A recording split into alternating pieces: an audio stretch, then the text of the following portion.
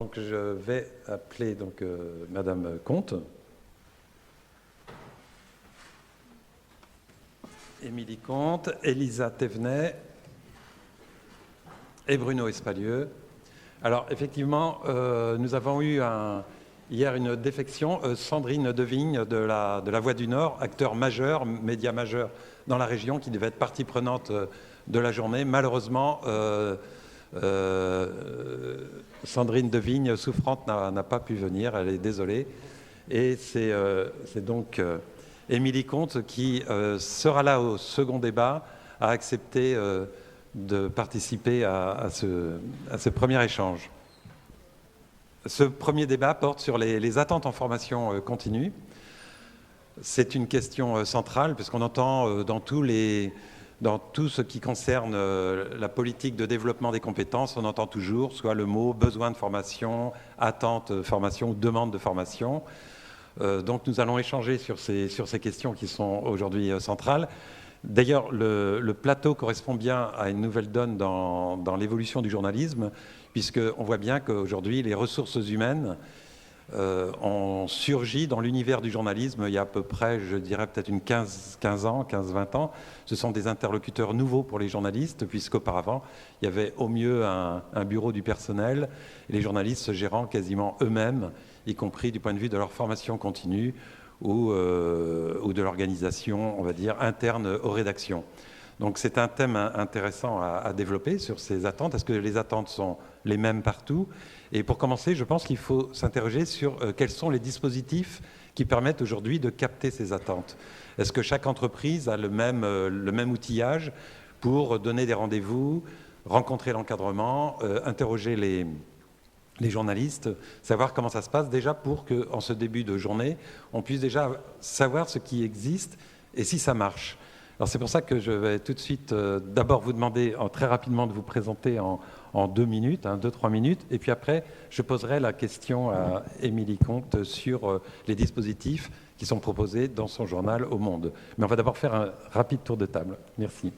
Alors, bonjour à tous, moi je suis Émilie Comte, donc je suis la DRH du groupe Le Monde depuis un peu plus de 5 ans et demi. Je suis ravie d'être avec vous ce matin. Est-ce que ça suffit en tour de table ?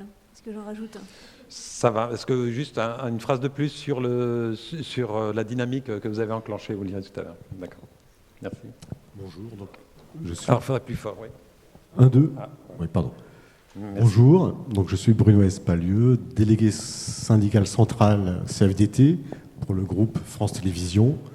Je précise, c'est 9000 salariés répartis à la fois en France métropolitaine, mais également dans les Outre-mer, parce que voilà, les enjeux de formation seront différents selon les sites et les implantations. Voilà, et Elisa. Bonjour à tous, je m'appelle Elisa Thévenet, je suis journaliste, rédactrice en chef adjointe d'un média qui s'appelle Ouzbek Erika. Et à côté, je suis ingénieure pédagogique pour l'École supérieure de journalisme de Lille, et plus particulièrement sur tout ce qui touche à l'éducation aux médias et l'information, puisque récemment, on a ouvert des formations plus ou moins opérationnelles, et dont notamment le diplôme universitaire avec l'ENS Paris-Saclay, dont j'ai la charge. Très bien. Alors, je vais d'abord poser la question à Émilie Comte sur le journal Le Monde. Comment ça marche ? Quelle est la mécanique interne qui permet, après l'exposé d'Arnaud, qui a montré toute la complexité de l'accès à la formation continue, est-ce que ça marche, est-ce que ça ne marche pas, et qui perd en formation ? Alors, juste avant de répondre à cette question, quelques mots sur le groupe Le Monde, et c'est une partie de la réponse en fait. Le groupe Le Monde, c'est 1500 salariés, 900 journalistes et une direction des ressources humaines qui compte 40 personnes. Donc moi, je suis ravie, j'ai une petite entreprise dans l'entreprise, donc j'ai les moyens, en tout cas, j'ai les moyens des ambitions RH que se donne le groupe. En matière de formation professionnelle, j'ai dans mon équipe, j'ai 5 personnes à temps plein qui travaillent sur ce sujet-là et qui accompagnent l'ensemble des rédactions du groupe Le Monde. Le groupe Le Monde, c'est évidemment Le Monde, mais c'est aussi des magazines comme Télérama ou Courrier International ou La Vie ou l'Œuf-Post, ne pas les oublier. Et donc ces 5 personnes travaillent en priorité pour accompagner l'ensemble des collaborateurs. Et par ailleurs, dans mes équipes, j'ai aussi des personnes qui en plus de leur activité terrain, peuvent aussi avoir ce rôle d'accompagnement. L'avantage d'être une entreprise avec des moyens et un service dédié, c'est que ça nous laisse beaucoup d'espace d'échange. La formation, elle se construit parce qu'elle est une réponse à un besoin, et essentiellement pour ça. Et donc, sur ces 5 personnes qui travaillent à plein temps sur ce sujet-là, une partie de leur activité, c'est de rencontrer les chefs de service, de rencontrer les directeurs de rédaction pour comprendre les besoins, en fait. En fait, c'est notre travail de veille. On fait un travail de veille externe, l'évolution du métier, évidemment, et on s'appuie sur l'AFDAS, notamment, mais pas que. On s'appuie sur tout ce que tous les organismes produisent. Mais aussi, on s'appuie sur la veille directe dans nos rédactions. Une veille qui est très bien faite, en fait, hein, sur le développement du métier. Et ça passe par de l'investigation, par exemple, tout ce qui est aux INT. Évidemment, on travaille beaucoup sur le climat. Mais tout ça, nous, on s'appuie sur le besoin des rédactions. En fait, on le fait parce qu'ils savent, en fait, ce dont ils ont besoin, évidemment. Mais c'est aussi une manière pour nous de les embarquer dans nos dispositifs. Nous, on leur garantit de la contradiction, du questionnement, de la mise en œuvre, de l'organisation concrète. Et tout ça fonctionne, et de mieux en mieux. Moi, je vois depuis que je suis là où j'ai vraiment mis un accent sur le développement des carrières des journalistes, des salariés du groupe Le Monde et notamment des journalistes. Une vraie proximité, une confiance s'est mise en place. Et aujourd'hui, les journalistes partent en formation. La difficulté qu'on peut rencontrer, c'est le temps. Comme vous pouvez le dire, Arnaud, c'est le temps en fait. Hein. C'est que tout le monde est toujours OK pour partir en formation. Et le moment venu, des fois, ça se complique. Parce que l'actu, évidemment. Parce que le chef de service peut dire « Ah ben non, mais j'ai besoin de toi parce que telle personne sera au congé au même moment. » Enfin, la vraie vie dans une rédaction, en fait. Hein. Et donc, nous, on est en constante adaptation pour remplir des modules de formation, revoir les dates, etc., etc. Je pense que certains de nos partenaires organismes de formation s'arrachent les cheveux, effectivement, parce qu'on peut parfois reporter, etc., et que, vu de l'extérieur, ça paraît un peu opaque. Alors concrètement, comment ça se passe, la formation ? Donc, toute l'année, j'ai mon équipe et moi-même, en fait, hein, on est au plus proche du terrain et on passe notre temps à questionner le besoin, à questionner les changements à venir dans le métier. Et concrètement, on envoie tous les ans, donc c'est la période après l'été, on envoie à l'ensemble des collaborateurs du groupe notre offre de formation interne. Donc on a un catalogue de formation, en fait, hein, qui est la base. Donc on envoie ça à l'ensemble des collaborateurs et on se rapproche de chaque chef de service pour lui dire « Bon, toi, cette année, de quoi as-tu besoin concrètement ?» En fait, nous, là, on s'amuse, c'est dans du sur-mesure. Notre offre de formation, c'est une espèce de socle qui permet du renforcement de compétences dans la rédaction, etc. Nous, ce qui nous amuse, c'est de répondre à des projets de service. Et donc, on rencontre chaque chef de service pour lui dire voilà, cette année, si tu devais travailler sur un sujet, quel serait-il ? Et on construit avec le chef de service. Donc, ça peut être une formation de 2 jours avec l'ensemble de son équipe. Ça peut être des fois de l'animation d'ateliers spécifiques. Donc, on est des fois à la limite. Est-ce que c'est toujours de la formation ? Mais notamment sur la créativité sur les sujets, on a des chefs de service qui nous disent voilà, les marronniers, on en a assez, comment on traitera toujours la rentrée, comment on peut le faire différemment. Donc nous, on travaille avec des organismes qui nous accompagnent sur ces sujets-là, par exemple. Et notre autre enjeu, en plus, c'est que quand on repère une bonne idée dans un service, parce qu'on a des chefs de service qui sont des fois plus éveillés, en tout cas plus à l'écoute de ce qui se fait, on capitalise. Et donc, on crée de la transversalité entre les différentes rédactions au sein de chaque titre, mais aussi entre les titres.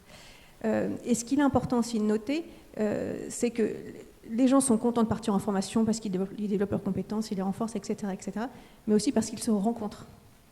En fait, souvent, il y a des journalistes qui nous disent voilà, oui, le sujet est intéressant, j'en ai besoin, mais je suis content parce que je vais discuter avec d'autres journalistes, soit au sein de ma rédaction, soit au sein des rédactions du groupe Le Monde. Et donc c'est une nouvelle approche, une nouvelle manière de fonctionner. Et on a des formateurs qui nous disent c'était super, les débats, sur le fond c'était très bien, et les débats étaient très intéressants parce qu'ils se sont rencontrés. Sur le sujet qui les concernait tous ce jour-là, ils ont apporté à chaque fois des éclairages différents. Et en fait, c'est ça qui remonte, c'est l'intérêt de se rencontrer.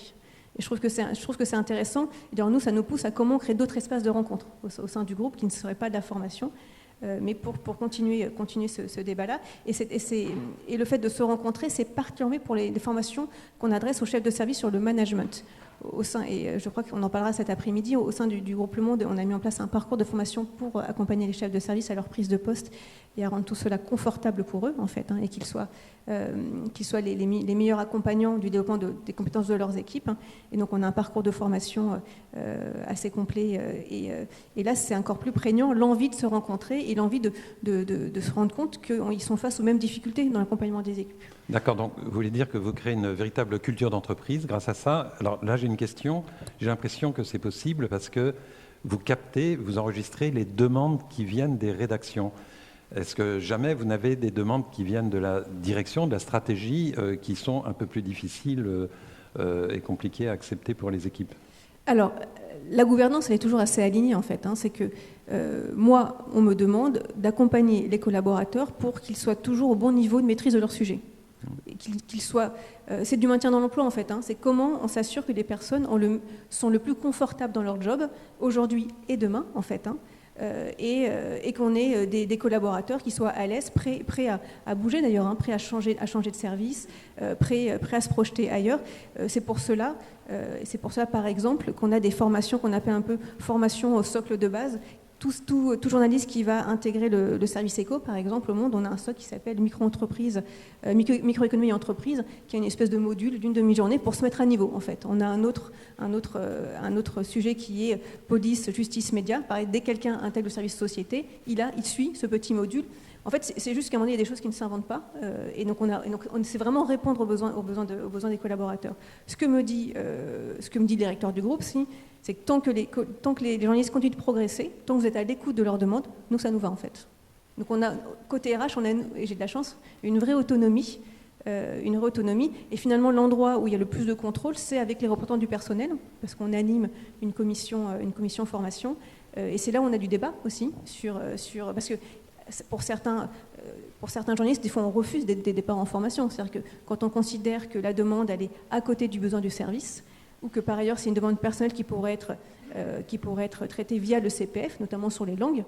Quand le besoin de langue il est connecté au besoin du service, évidemment, on l'accompagne jusqu'au niveau B2. Mais par ailleurs, quand on est sur autre chose, quelqu'un qui veut se mettre à l'italien par plaisir, et tant mieux en fait. Mais dans ces cas-là, nous, on l'accompagne plutôt pour le CPF. Et comme on sait que certains journalistes ne sont pas à l'aise avec toutes les démarches administratives, on accompagne vraiment jusqu'au CPF. Et on fait même profiter, parce que nous, on négocie des tarifs, notamment pour les langues, on négocie des tarifs avec les organismes, ils bénéficient du tarif entreprise. On assure cette coordination. Notre objectif, c'est que chaque salarié, on forme un tiers de l'effectif tous les ans. C'est le minima. Donc mon objectif, c'est que j'ai un minima, chaque salarié bénéficie d'une formation tous les 3 ans. Et c'est vraiment le minimum. On est toujours un petit peu plus, mais c'est vraiment le minimum, sachant qu'on est aussi vigilant parce qu'on a des professionnels de la formation dans les rédactions.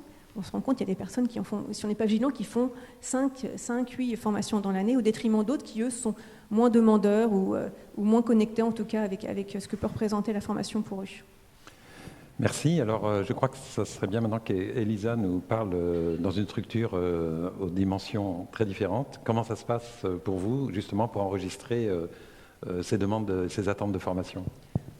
Donc nous, on a des modalités qui sont très différentes en fonction de nos interlocuteurs. Donc ça peut arriver qu'on ait un groupe qui vienne avec une demande très précise à laquelle on répond par une proposition sur mesure. Vous parliez de sur mesure. Donc voilà, on vient avec un besoin de formation sur, par exemple, comment on maintient le dialogue par rapport à tout ce qui est rhétorique complotiste. Donc c'est hyper particulier. Nous, on rentre, on produit un document pédagogique d'accompagnement pour expliquer comment on fonctionne. On fait des allers-retours entre nous. Mais ce qu'on a totalement systématisé dans nos formations, c'est que même après ce temps d'échange avec le commanditaire, on envoie toujours systématiquement à minima un questionnaire pour recueillir les besoins de formation des gens qui vont participer à la formation. Déjà parce que les niveaux peuvent être extrêmement hétéroclites par rapport à la maîtrise d'un sujet. Oui, là vous vous situez en tant qu'organisme de formation, c'est ça, d'accord, pour que les choses soient bien claires. Voilà.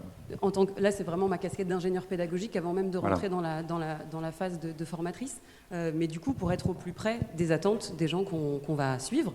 Donc, notre meilleur outil dans ce cadre-là, c'est la taille du groupe, on ne va pas se mentir. C'est-à-dire que quand vous avez un petit groupe, en fait, le sur-mesure, même à l'intérieur des objectifs sur lesquels on s'est aligné avec le commanditaire peuvent être très largement adaptés aux besoins spécifiques qui ont été mentionnés par les gens qui participent.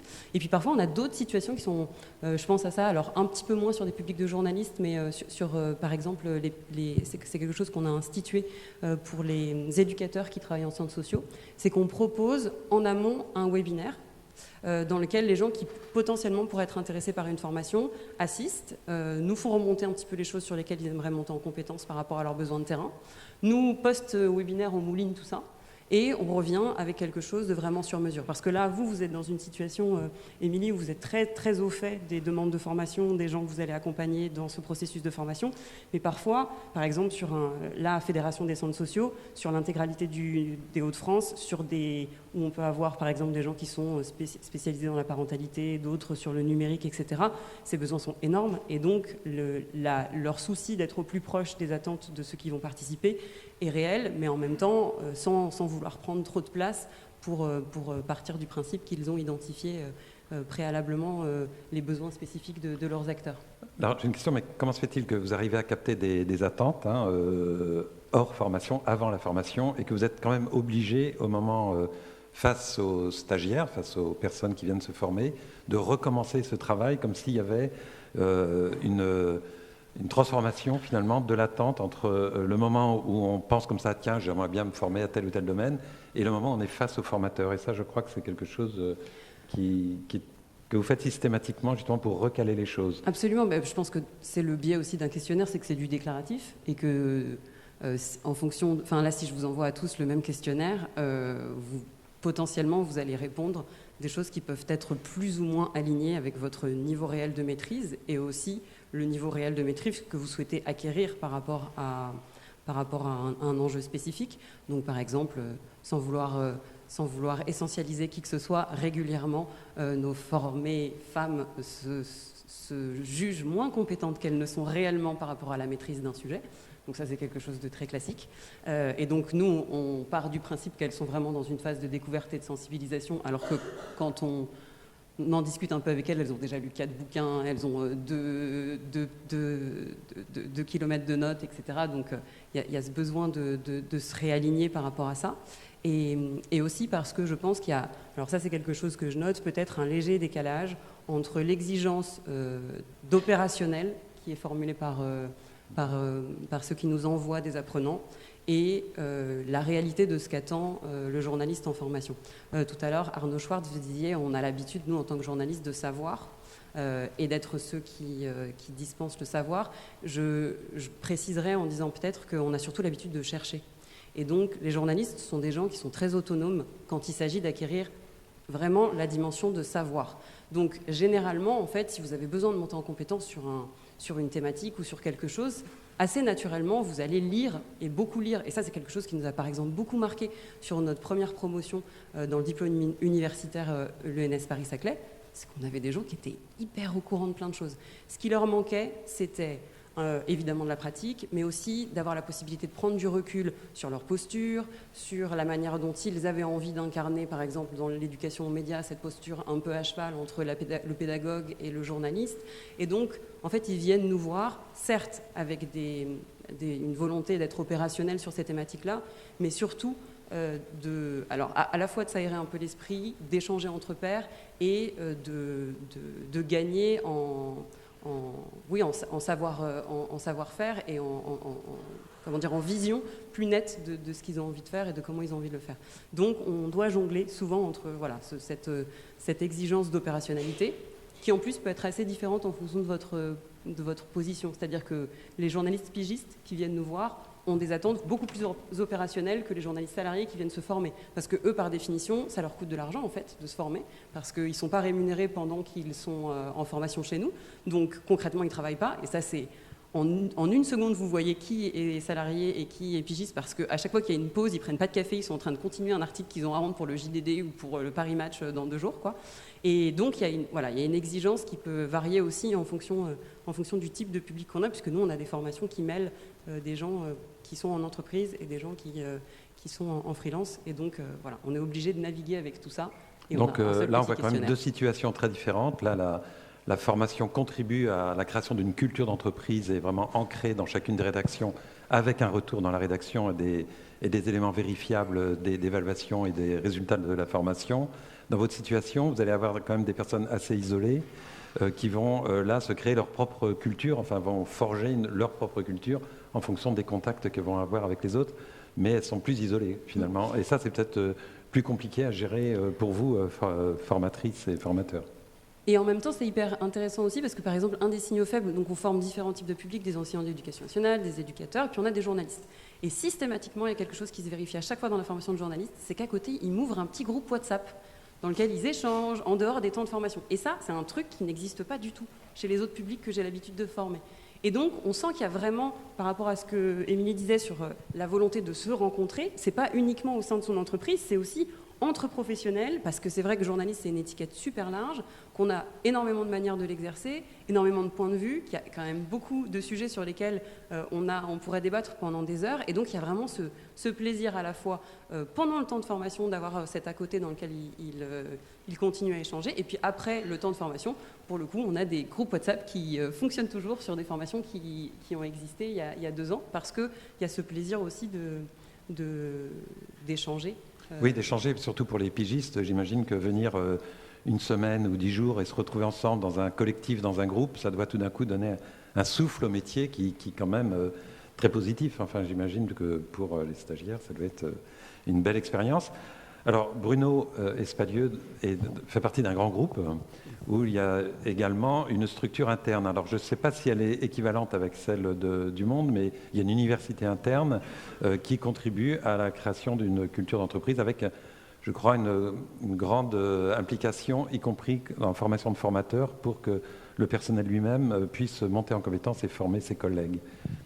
Oui, tout à fait. Donc, on a cette chance d'avoir une université, un centre de formation en interne qui s'est construit au fil du temps. Après, la manière de recueillir les besoins sont les mêmes, que même le compte le précisait. C'est effectivement à l'occasion des entretiens individuels de chaque chef de service, en tête-à-tête avec les salariés. Voilà, on fait le bilan de l'année écoulée. On peut éventuellement repérer des faiblesses dans les attendus au poste, les corriger en imaginant le plan de formation à venir. Et après, il y a quand même un autre type d'entretien aussi qui peut être mené avec là du coup l'interlocuteur RH.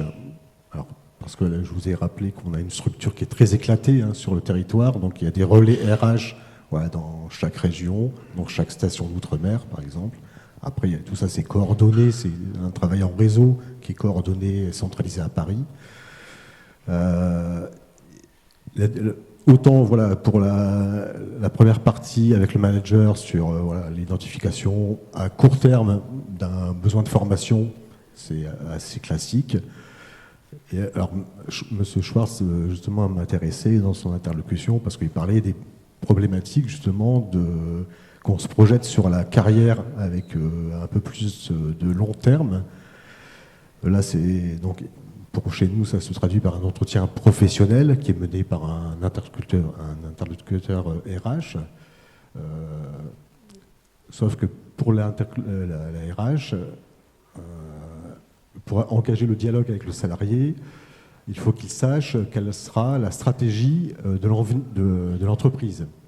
Et actuellement, vous êtes un peu au courant qu'à France Télévisions, on traverse quand même quelques turpitudes, quelques turbulences, puisque à la fois on nous annonce une réduction budgétaire à venir de la tutelle, et surtout, alors depuis quelques années déjà, on a dû engager un virage aussi sur le numérique avec le fait de produire également, en plus de la télévision linéaire classique, sur le web.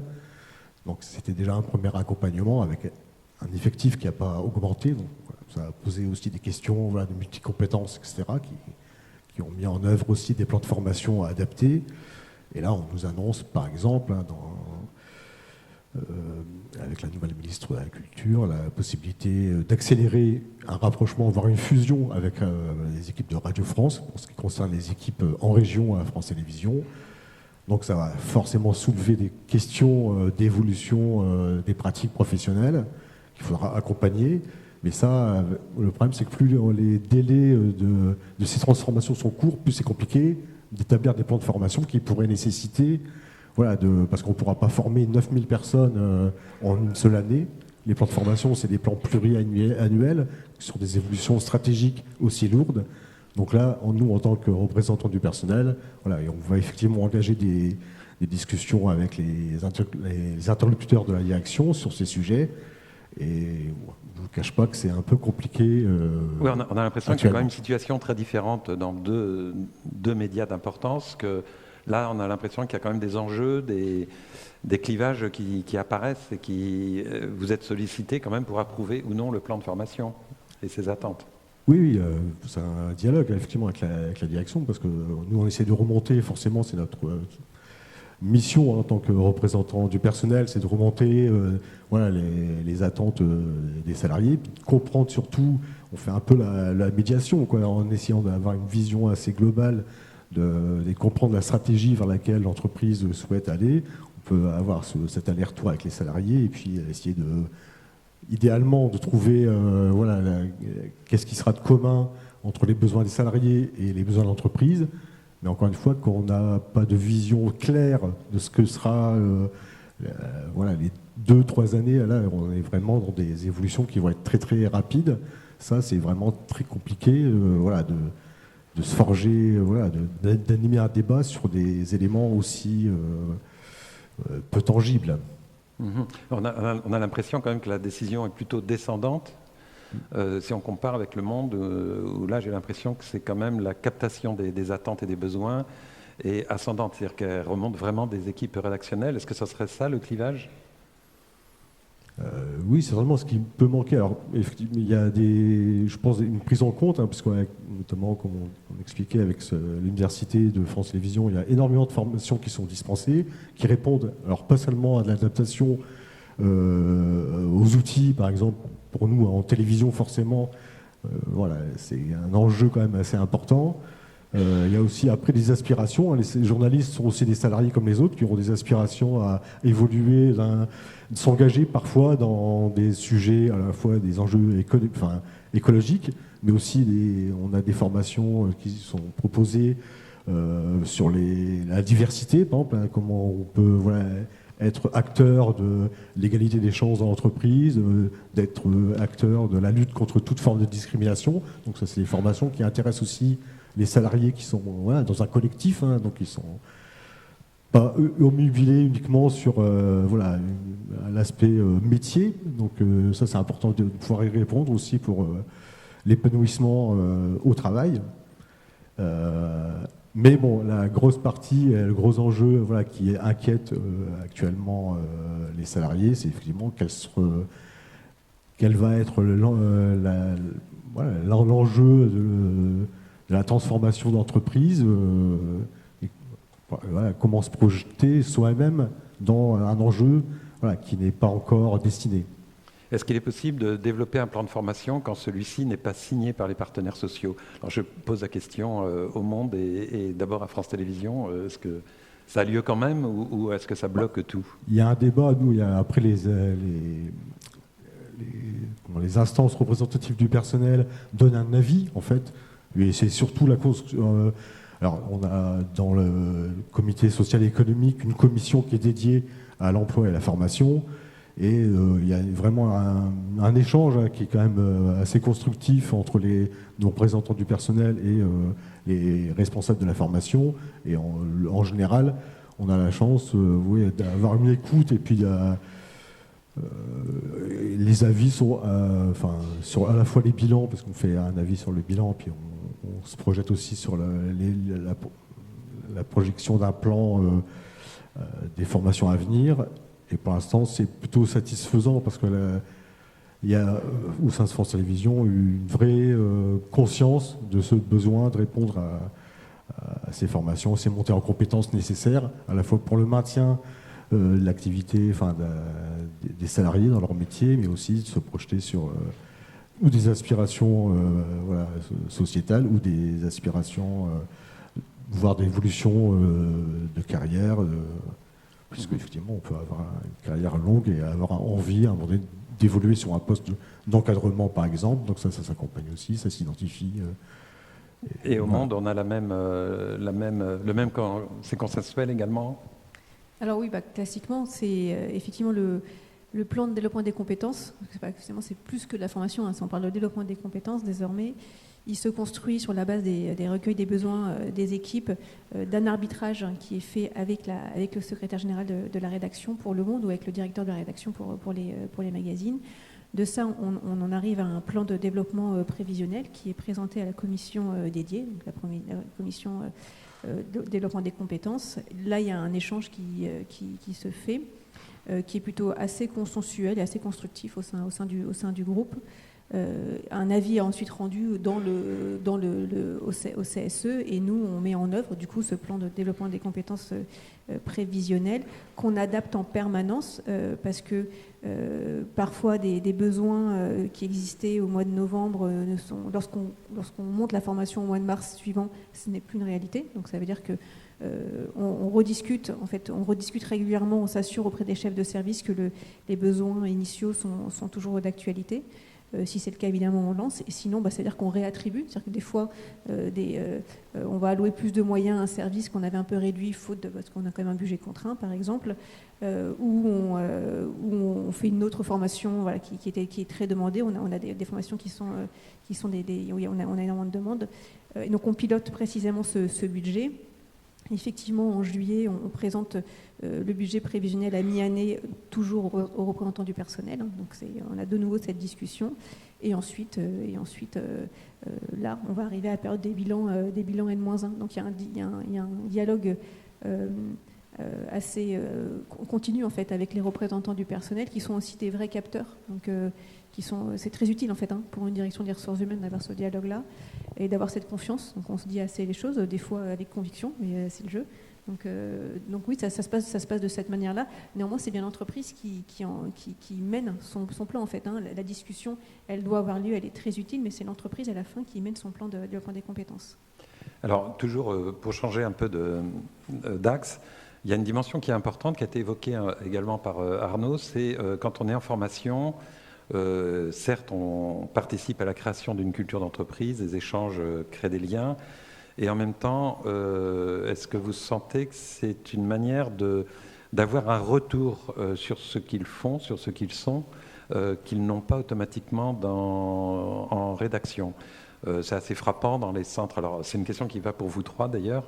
En situation de formation, comme il y a un retour sur le travail, il y a un retour sur l'expérience, il y a des échanges, il y a aussi ce désir d'avoir un retour sur son propre travail, ce qui est souvent très difficile dans une rédaction du fait à la fois des exigences de temps, de rapidité, de disponibilité, et qu'à un moment on peut se poser et exposer aux autres ce qu'on fait et montrer ce qu'on fait. Est-ce que ça, c'est une dimension qui est importante? Alors, je vais peut-être demander à Elisa tout de suite, et puis après on demandera côté France Télé et Le Monde, ce besoin d'être...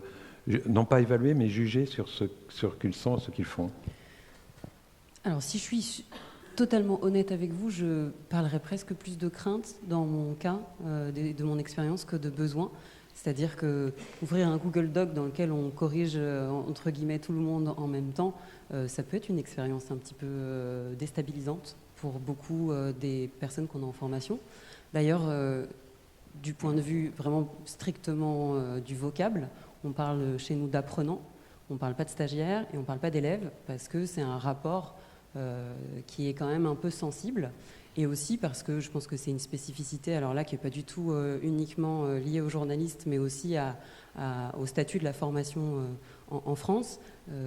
Pour beaucoup, ils connaissent leur posture d'élève du supérieur, et il y a quelque chose presque qui se rejoue à cet endroit-là, qui parfois est un peu sensible. Tout à l'heure, Arnaud Schwartz parlait de ce que ça peut avoir d'émotionnel aussi, une formation, et là-dessus c'est vraiment très très prégnant. On adapte aussi nos modalités pédagogiques à ces craintes et à ce besoin de posture à trouver entre l'apprenant et le formateur, qui à la fois est une posture de pied d'égalité et dans lequel on s'autorise à les guider malgré tout à travers nos retours, parce que c'est aussi ce qu'ils sont venus chercher.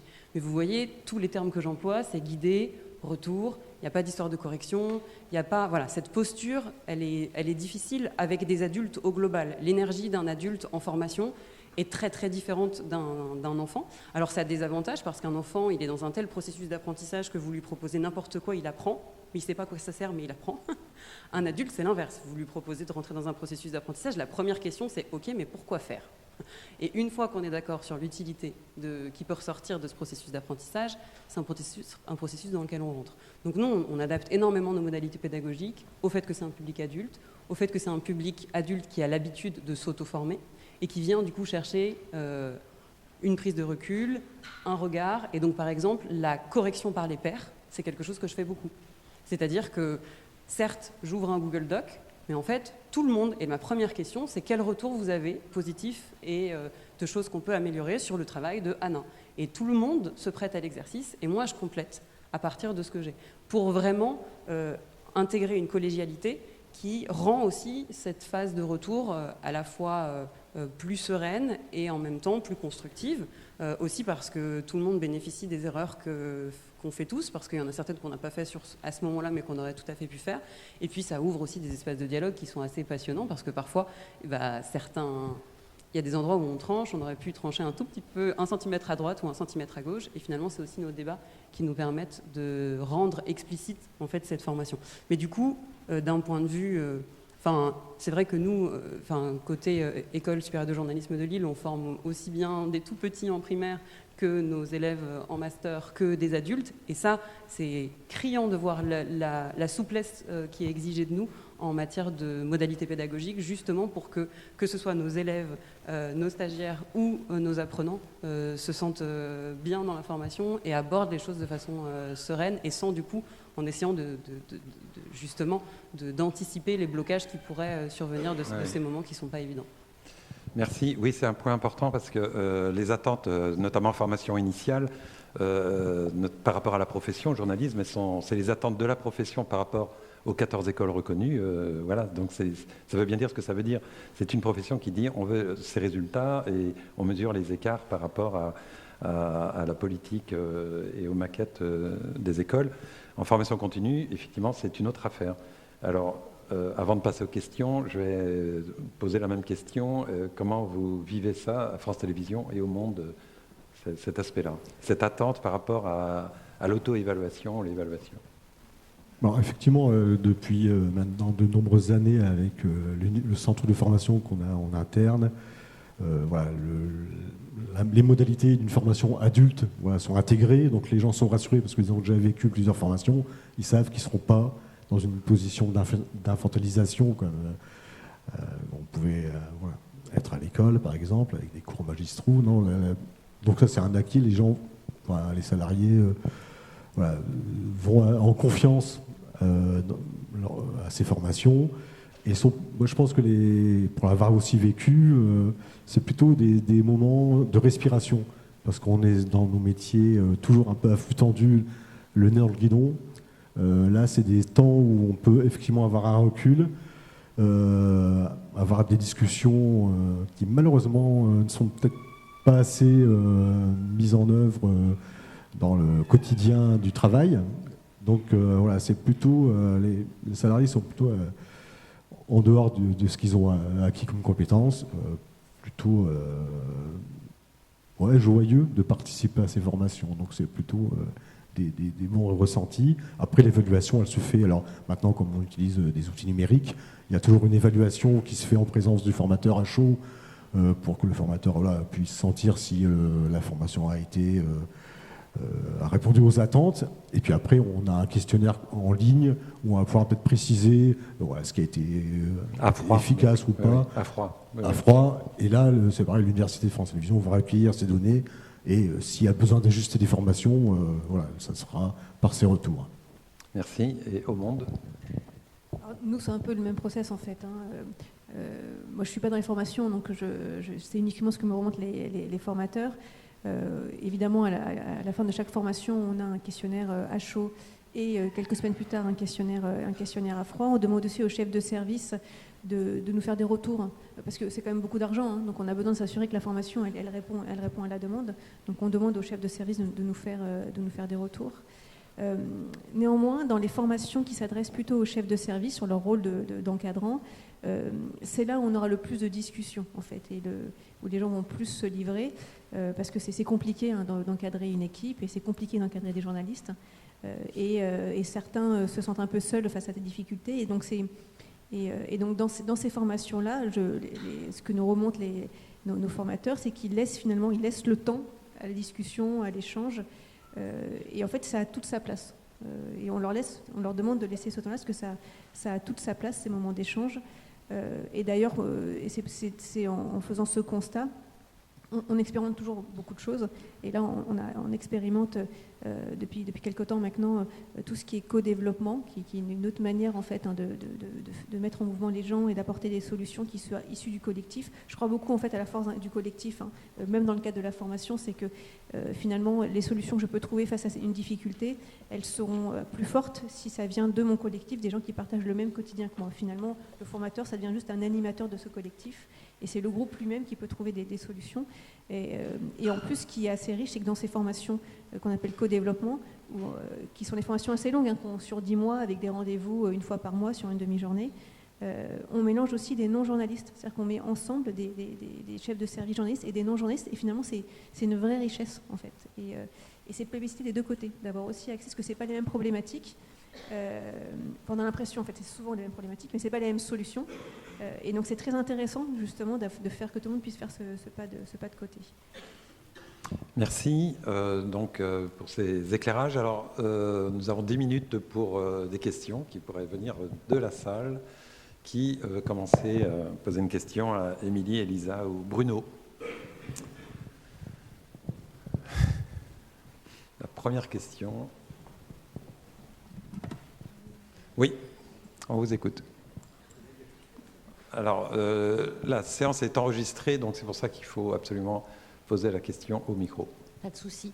Moi, c'est une question collective, en fait. J'entends...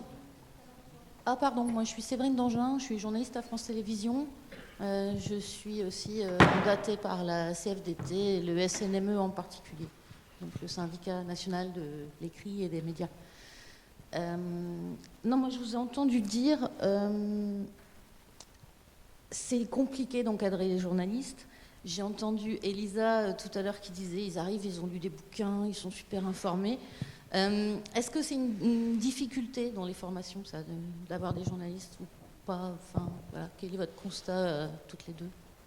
Pas du tout. Enfin, après, je suis jugée partie, je suis journaliste et formatrice, donc je vais vous faire une réponse de Normand.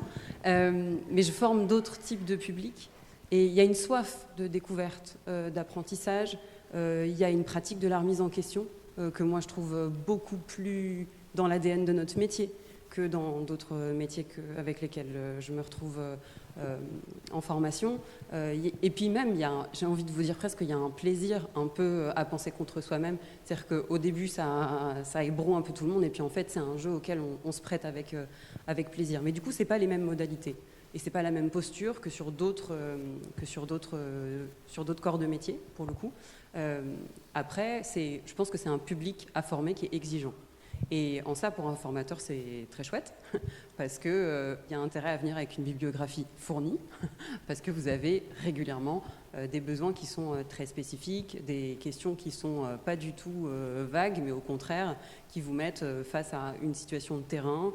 Et donc, par exemple, parmi les modalités qu'on emploie pas mal, le jeu de rôle fait partie des choses qu'on va assez facilement, dans mon domaine, l'éducation aux médias, mettre en place, parce que des journalistes confrontés à de la méfiance ou à de la défiance, en fait c'est 100% des gens qu'on forme aujourd'hui, donc, et qui sont parfois désarçonnés par la manière dont ils auraient dû ou pu prendre différemment la situation, c'est quelque chose qui se joue.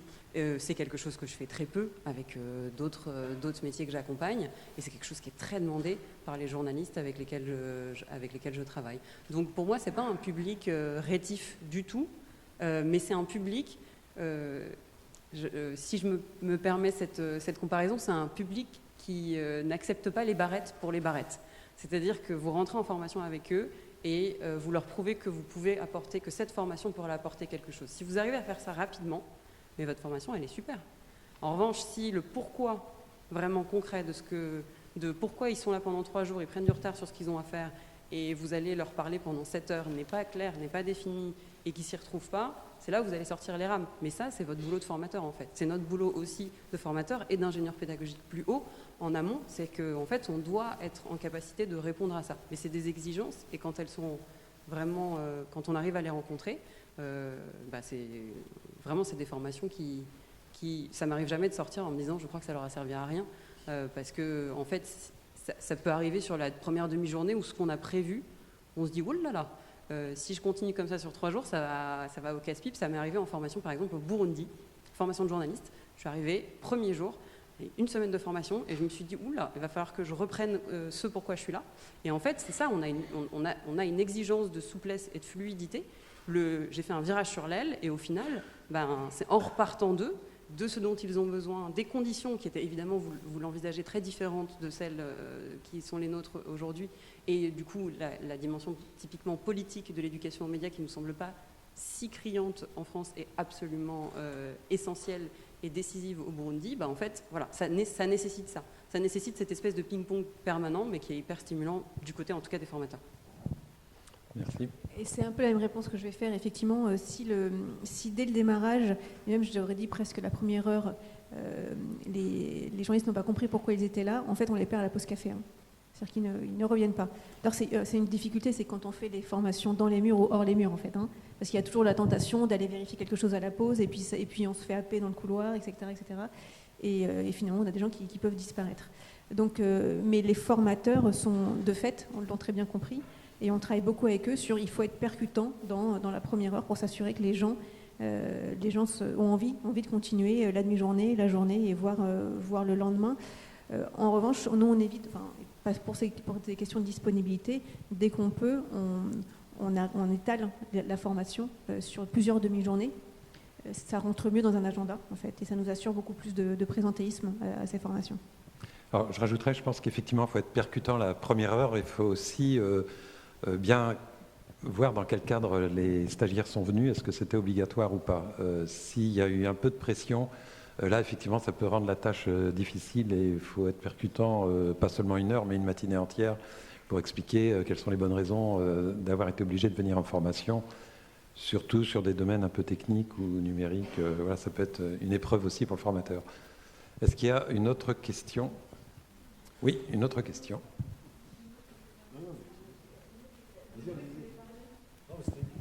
Juste parce que moi j'ai fait un peu de formation adulte, et c'est pour ça c'est des enjeux aussi qui m'interpellent. Et sur ce qui est intéressant, encore une fois, à l'Université de France Télévisions, qui forme des formateurs en interne aussi, pour certains outils très techniques, la première chose qu'on leur explique, c'est qu'il faut, quand vous démarrez la formation, ne portez pas, par exemple, il y a des outils chez nous qui peuvent interroger. Le choix peut être interpellant parce qu'il engage des pratiques qui vont peut-être évoluer, etc., modifier. Ça peut être des outils qui peuvent avoir des incidences potentiellement sur l'emploi, puisqu'il y a des outils qui permettent parfois de supprimer des postes, soyons clairs. C'est des débats du coup qu'on a dans d'autres instances. Et ce qu'on dit aux formateurs, c'est surtout vous n'avez pas la responsabilité du choix d'outils. Recentrer aussi la formation en disant vous êtes là pour faire monter en compétence les gens qui seront en face de vous, les apprenants, sur un outil, mais ne portez pas vous la responsabilité. Dégagez-vous de ce biais qui pourrait effectivement plomber un peu la formation, la session, quoi. Merci. Une question. Là, ce sera peut-être la dernière avant la pause café. Sauf, il y aura 2 questions encore. Voilà, merci. Anne Bidot, je suis journaliste pigiste et par ailleurs représentante du personnel à Bayer Presse et membre de la commission formation pour la CFDT. J'avais une question pour Madame Comte. D'une part, pour être sûre d'avoir bien compris, est-ce qu'au monde, les formations sont toutes dispensées en interne, ou est-ce que vous envoyez parfois vos salariés, vos journalistes dans des formations à l'extérieur où ils pourraient aussi croiser des personnes d'autres groupes de presse? Première question. Et par ailleurs, Est-ce que les journalistes salariés rémunérés à la pige font partie de votre plan de formation ou est-ce que vous les renvoyez plus sur l'AFDAS? Alors, si je comprends votre question, c'est est-ce qu'on fait des formations inter ou intra? Donc, on fait les deux en fait. Ça dépend. C'est que soit on est capable de remplir une formation avec 12 salariés du groupe et on le fait plutôt en intra. Soit c'est pas possible, on le fait plutôt quand on est sur des formations très techniques qui concernent très peu de monde, on les fait évidemment en inter, d'autant plus que c'est toujours intéressant de se confronter à d'autres titres de presse, donc on fait vraiment les deux. Concernant les journalistes rémunérés à la pige, alors ça dépend, on a certains journalistes qui travaillent en forte proximité dans les services et quand on fait une formation dans le service, ils sont évidemment intégrés. Et néanmoins, pour le reste, effectivement, on peut les renvoyer vers l'AFDAS, mais on travaille avec l'AFDAS pour construire, nous, des programmes de formation spécifiques. L'année dernière, on en a fait un pour les correspondants en région, justement. Donc, on travaille sur des modules de formation pour que ça réponde aussi aux besoins des titres de presse, mais également aux besoins du salarié. Merci. Oui. Alors, le micro.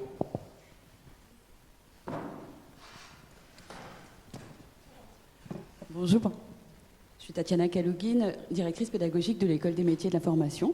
J'ai écouté avec beaucoup d'attention cette présentation.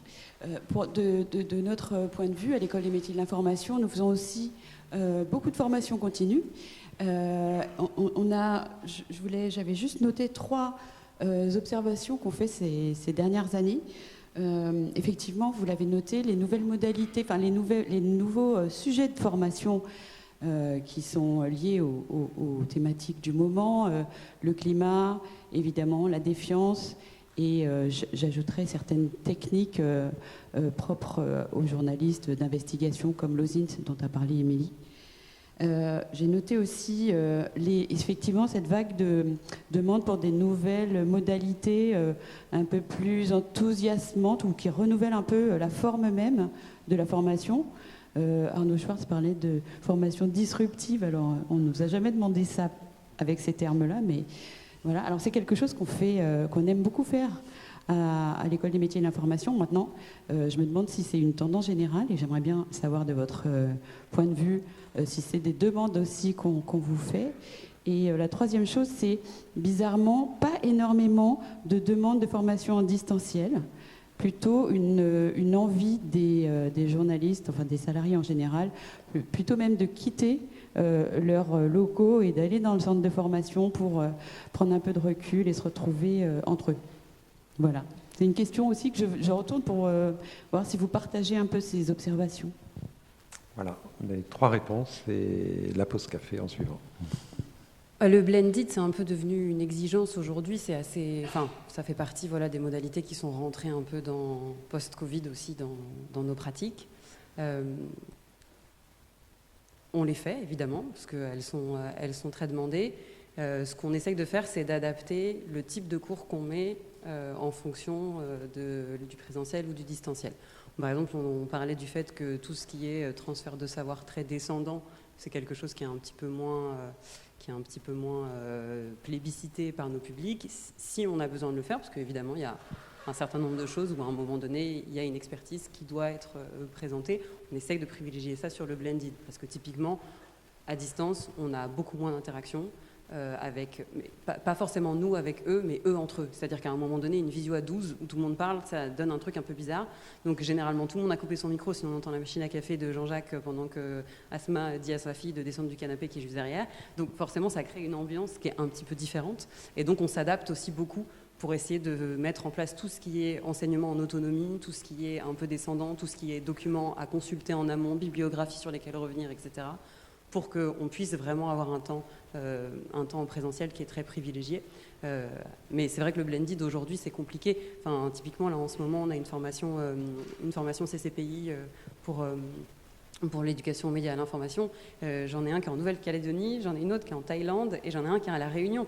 Et en vrai, c'est des formations qui ne pourraient pas suivre si on n'était pas à distance, parce qu'une formation en EMI certifiante CCPI en Nouvelle-Calédonie, je ne suis pas sûre qu'on remplit tout de suite une cohorte. Donc ça a évidemment des gros avantages de souplesse, Aussi, on peut étendre, là on est sur 10 jours, on peut se le permettre aussi parce qu'on a une partie qui n'est pas en présentiel, et 10 jours de suite, je pense que, je vois vos yeux qui roulent, mais c'est pas évident de libérer un journaliste pendant 10 jours. Donc voilà, ça nous permet une souplesse, mais on est obligé de s'adapter au fait que, par définition, c'est d'autres types de...